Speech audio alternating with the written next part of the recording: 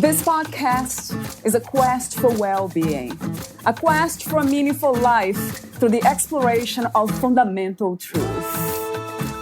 Enlightening ideas, insights on physical, mental, and spiritual health. The inspiration is love. The aspiration is to awaken new ways of thinking that can lead us to a new way of being well. Welcome to Body, Mind, and Soul Healing Conversations.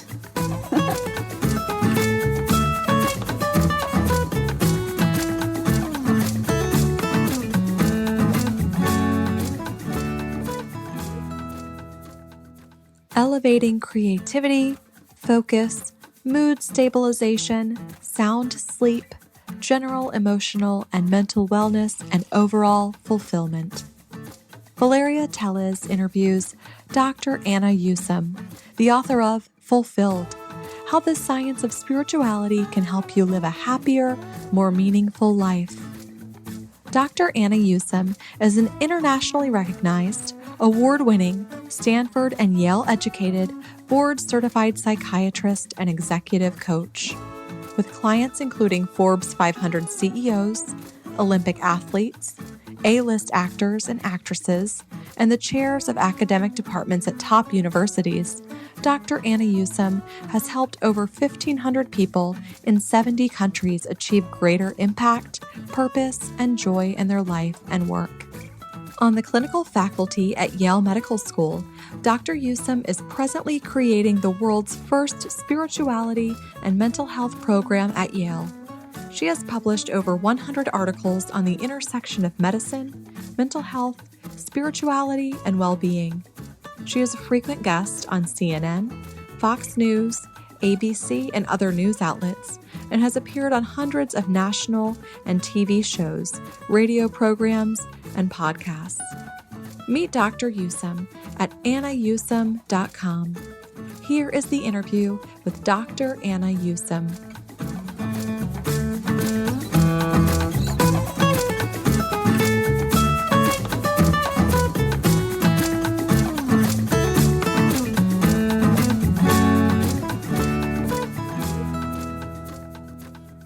In your own words, who is Dr. Anna Usum? So, Valeria, I am a psychiatrist and I practice in New York City and Connecticut. I am also a practitioner who integrates spirituality and mental health to help my patients, my friends, my family to elevate their consciousness and see things in a different light. I'm also an author, and I wrote the book Fulfilled: How the Science of Spirituality Can Help You Live a Happier, More Meaningful Life. And I'm currently working on my second book, which is on the science of miracles. That kind of inspired me to ask a question about miracles. What are they? Yes, that's a good question. And people have been asking that question from a spiritual perspective, from a medical perspective. And my definition of a miracle is something that is highly beneficial and rare, and essentially an event that is very statistically improbable. It's not something that's impossible, because we know that miracles happen all the time. Right. There are spontaneous healings from illnesses. There are miraculous cures from many different diseases. Obviously, there's been miraculous breakthroughs in spiritual circles, in business circles, in science, in medicine. And yet they are still rare. But because they are such a big deal when they happen, we do hear about them. And so it's statistically improbable, but they certainly happen. And my question is, how can we welcome them into our lives? How can we create more of them? And it's really not, like, the answer to that is, it's not something you can will per se. It's something that you have to create the situation and circumstance, and then you expect and intend, which is more of a process of surrender than it is an active process of being willful and manifesting per se. That really, to me, in itself is a miracle, isn't it? Very much so. Very much so, because we live in this world where everybody's trying to make everything happen. And it's wonderful. And often we're able to do just that. And we live according to our will and according to what we believe is, our greatest good, or at least what we most deeply desire. But sometimes things don't work out, and sometimes our will is not necessarily the divine will. Right. And so the idea of creating miracles is figuring out how to align your will with the divine will, and to do so through the process of surrender, to put forth an intention, but release your attachment to the outcome. Have you experienced miracles besides the surrender piece? Have you been through them? Yeah, I feel like, in my life, I've experienced with my patients, in my own life, many miracles. I've had patients be able to come off medications from very, very serious illnesses, where oftentimes it's incredibly difficult, if not impossible, to get off medications. I've certainly seen that. I've had patients who have been able to beat very difficult cancer diagnoses. So I certainly have seen miracles. And miracles also are on the spectrum with this idea of synchronicity, or the meaningful coincidences of life. Also, those things that if we live in a certain way, we could be guided. And if we elevate our frequency by being positive, by being resilient, by not letting depression, anxiety, worry, fear get us down, we can have more and more synchronicities in our lives and become more open to miracles. So 2020 has been this different time, a lot of challenges and changes. So for you, what have changed? What insights have you gained, Dr. Anna? Oh, 2020, it was such a difficult year on so many levels, because my husband and I, at the very beginning, we both got COVID. Yeah. And my husband had to be hospitalized. It was really within the first week of this. And I was so scared. And at the same time, I had COVID as well. But it was even more so because so many of my patients in my psychiatry practice are doctors and first responders. So everybody was completely overwhelmed and beside themselves. And we had some colleagues of ours die in COVID. And so my practice was going crazy. My husband was hospitalized. I was sick. I'd never experienced anything like it. And thank God my husband's completely fine. I'm completely fine. Yeah. Everyone's, for the most part, gotten through it. And unfortunately, with some casualties, for us, it ended up being a cataclysmic life change, because after that, we were like, you know what? I think this is time for a change. And we decided to move to the country. And we moved to a town in rural Connecticut called Woodbury, and got a place with land and really a country house. My husband actually grew up in a country house. And for me, this idea of a country house is completely foreign, because I've only lived in, big cities, New York City, and also in the suburbs. So, but we have been, since we've moved here, we've been just happy as clams. And we're like, why didn't we think of something like this sooner? And, my husband chops wood every day. That's his workout. And for me, I go hiking, and my patients come up here. We go hiking together with patients. It's been really great during COVID to be able to do these socially distanced hiking sessions. And we just spend all of our time outdoors and in nature. And this all came from the darkness of COVID. So that sounds really, really amazing to me, that we are able to make these changes in moments of difficulties, of really hardship. And you made that change right in the midst of it, right, Dr. Anna? You both. Absolutely. Yes. And we both think that had it not gotten so bad, we never would have made a change. But it was from that change that so much light developed. And so I feel like that for me really it's such a telling thing about sometimes out of the greatest darkness, you can have also the greatest light. And a woman named Sylvia Boorstein once said that you should always wonder, this is what's happening now. I wonder what will happen next. To always be open to the possibilities of something changing in a really positive, productive, wonderful way that is in line with your vision for your life and your vision for your world.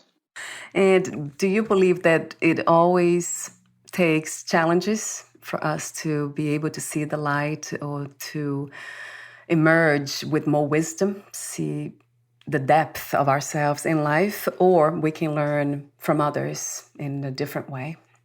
Yeah, absolutely. And I think there's two ways that we as human beings grow in the world, and that's reactively and proactively. Proactively is the growth of learning through others, being able to identify and understand what your own blockages are and going against your nature. So doing those things to consciously and deliberately grow, to be a better person, to elevate your consciousness, essentially. And then the other way is grow reactively, which is reacting to life circumstances, often through pain. And even if we grow a ton proactively, there's going to be some reactive growth because life sometimes is painful and circumstances will come and surprise you. Right. And so, but the more proactive growth we do, the less reactive growth we have to do. What is to be mentally healthy from your perspective? What does it look like? Yeah, and I think people can be mentally healthy in so many different ways. Yeah. I think being mentally healthy does not mean that you've never had a diagnosis of anxiety, depression, addiction, what have you. Right. But it means that if you haven't, great. But it means that you know who you are and you know how to deal with whatever challenges come into your life, including mental health challenges, such as if you're depressed or if you get depressed, then you know what to do to deal with depression, whether it be see your therapist for some therapy, take medication, take supplements, exercise a little bit more, whatever that is. And the same with anxiety. It's not that, mentally healthy people can have plenty of anxiety. They can have struggled with addictions, but they've been able to overcome and they have an approach to dealing with whatever comes into their life. So I think that's what mentally healthy is. And kind of a more gestalt definition of it is actually somebody who is committed to growth and who understands their own weaknesses and is very aware and aligned with their strengths. So I think that's another definition of mental wellness. I love your perspective. Yeah, it resonates all the way true to me. So in a way, it's becoming, the first definition, being resilient. That is so important. And like you said, that comes from doing the work before something happens. So meditation and also many other healing methods. And speaking of healing, talk to me for a moment about your understanding of what healing is and your approach to healing. Yeah, so healing, when someone comes into my practice in need of healing, usually there is a source of pain. And so pain is often the primary motivator. That's what will bring you to, a therapist or to a healer. But often the symptom that brings you to the therapist is not actually what needs to be healed. It's just a little piece and the trigger, it's the motivation. Underneath is some sort of soul work that needs to be done, really looking at yourself and how you view yourself in the world and in relation to your life experiences and figuring out where on a soul level am I in any way disconnected from my own soul? What aspects of my life narrative maybe don't serve me anymore? And do I need to change? What are some of the things that keep coming up in my life again and again and again, often much to my chagrin and dismay, and despite my best efforts to change it? And that's what are the soul corrections. So healing is having a sense of what your soul corrections are and starting to do the work on that. Soul corrections. Yeah, this is in your book too. I remember reading last year. What a wonderful work you do. Thank you, Dr. Anna. Oh, thank you so much, Valeria. Talk to me about the spirituality and mental health course that you collaborated with two other doctors. I'm not sure if she's a doctor, Karen, but talk to me about that. Why the intention and the inspiration to be part of this project? Yeah, so Dr. Eben Alexander, he wrote the book Proof of Heaven about his near-death experience, and he's really been a pioneer in consciousness studies in the world. He wrote the foreword to my book Fulfilled, and we have since done a lot of talks together and also a study together and a course together. The study that we did was looking at binaural beat technology, which is a type of meditation to help people elevate their consciousness and to reduce anxiety and depression. So it's two very different things, to use binaural beats and this specific meditation to reduce anxiety and depression, but also at the same time to help people be able to achieve altered states of consciousness. And the reason Dr. Alexander was especially interested in this is because these are the binaural beats, the kinds of meditations he's used ever since his near-death experience to be able to recreate for himself a similar experience in our waking everyday life. Wow, And, yes, yeah. yeah. And so, once we did this study, based on the study, which showed that indeed these very special meditations, and Karen Newell is the founder of Sacred Acoustics. She and Dr. Alexander have created these meditations together. And so we decided to see, in my patients, how are my patients going to respond? And my patients were actually very helped by them, enjoyed them very much. And based on that, we put together a course for practitioners to teach them about the science of spirituality, but also to teach them specifically about binaural beats and to offer that to them to use in their own healing and ascension work and also in their own work with clients and patients. Wow, so everyone can access the course and benefit from it. Absolutely, absolutely.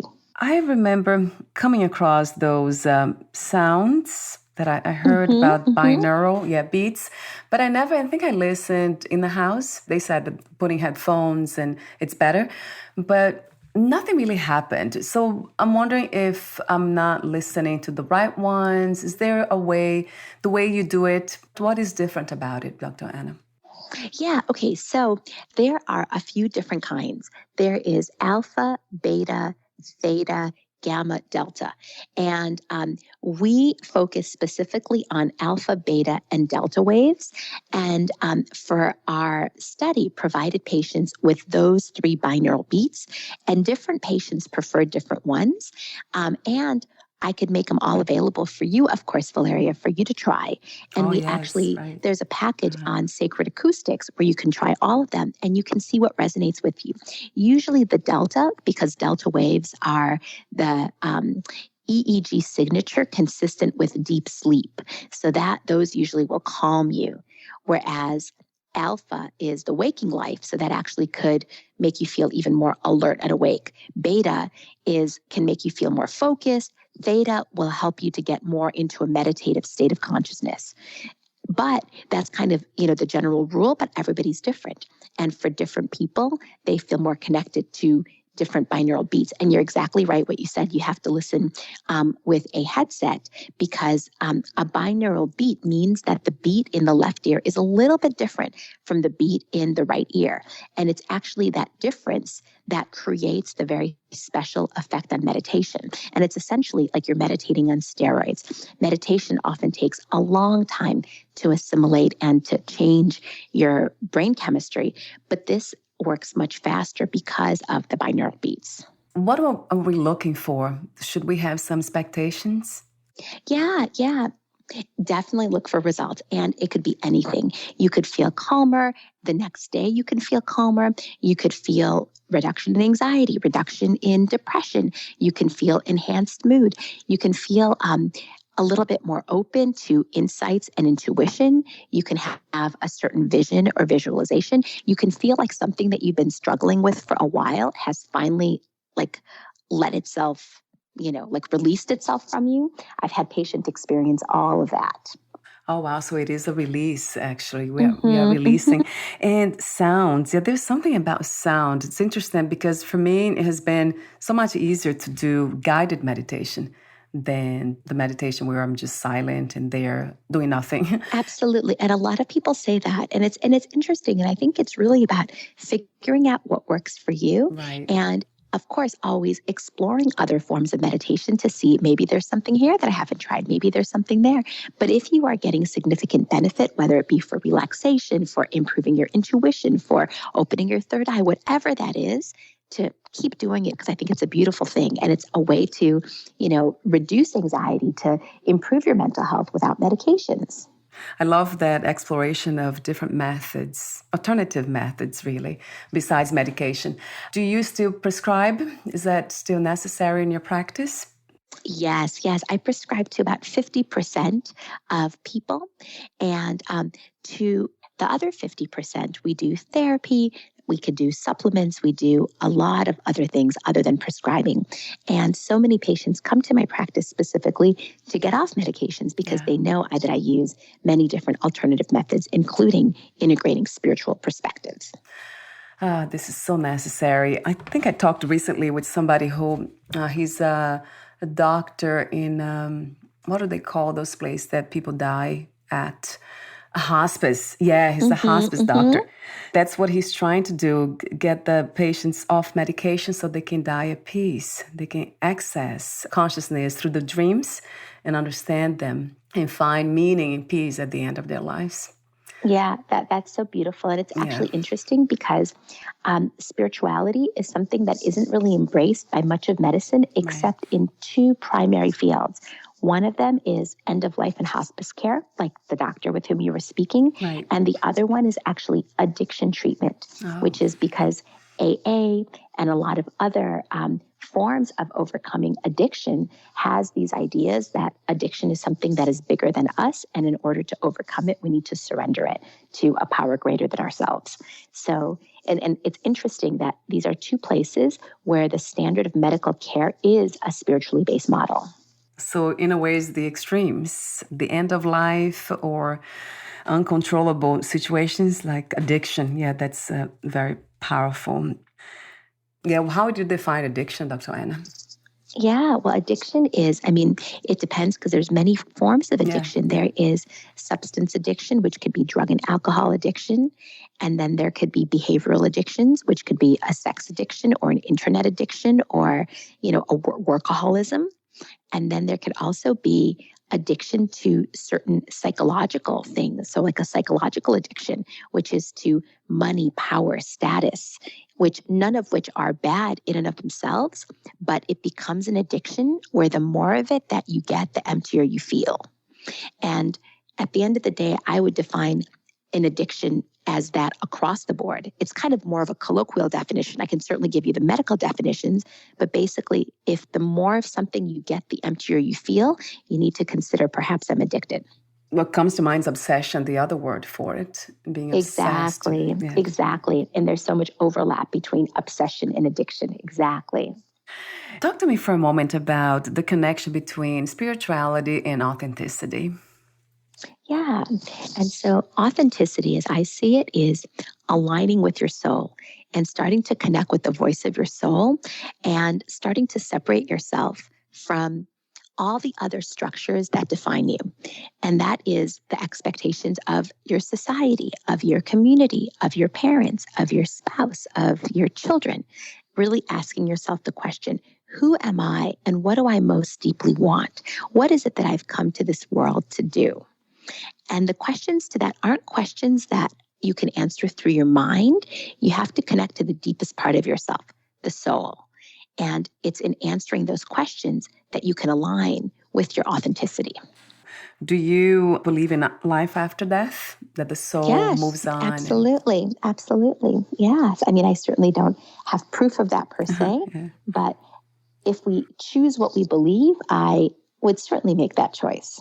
So when it comes to asking those questions to the soul and answering them, it seems to me like it takes courage or trust. And that is the question that I sometimes ask.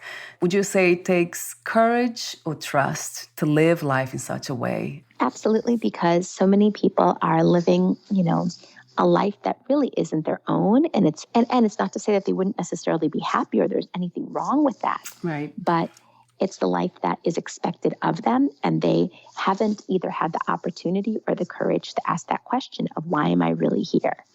And in order to live your soul purpose, you have to align with your authenticity. You have to align with the voice of the soul and to really figure out what is the unique contribution I have come into this world to make. And it means not letting yourself be bullied by the opinions of others, by the choices of others. And just because other people are doing something, not feeling that that's necessarily the right and only way to live and be. And so it's really kind of going into yourself and starting to ask, who am I and what have I come here to do? And honoring that. And that's a hard, scary process sometimes. Some people will never ask that question. Of course. That happens too, right? Of course, yeah, and exactly. And it's a difficult question to ask. Yeah. And a lot of people, it's either too scary or they're perfectly happy with where they're at. And God bless if that's the case. If it ain't broke, don't fix it. But then True. there's other people who have this probing inner feeling that there's something more to life. And often these are the seekers, and those are the people that it's not only that they want to, but they need to. They desperately need to ask that question and to live in accordance with their true answer. But it takes time, though. In my case, it took 37 years to start asking those questions and answering them honestly. And it takes, time is relative anyway, because this is the idea we have about time, the human idea. Mm-hmm. Exactly.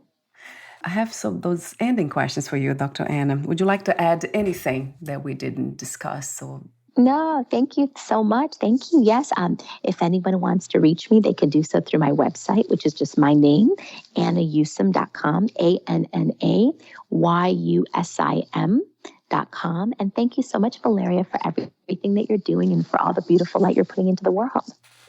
And my last question to you is, what are 3 things you wish everyone would know before they die, before they lose the body, leave the body? 3 things. First is there's no such thing as failure, that every moment is precious and you can choose to be happy now, and that negative emotions like anger, fear, and things that hold you back are really just illusions and choices, and we can really make a different choice and go in a totally different direction. And to do that, and the process to that is forgiveness. Thank you so much for sharing your wisdom once again here, and your beautiful work of healing and everything else in between that can be felt. Thank you. Wonderful. Thank you so much. Thank you, Valeria. You take care. You too. We'll talk soon. Bye for now. Talk Dr. soon. Bye-bye. Bye-bye.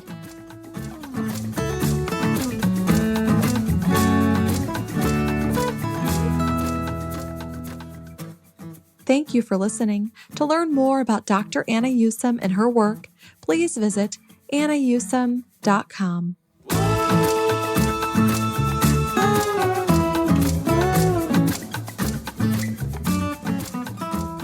To learn more about this podcast, please visit fitforjoy.org/podcast. Thank you again for listening, and bye for now.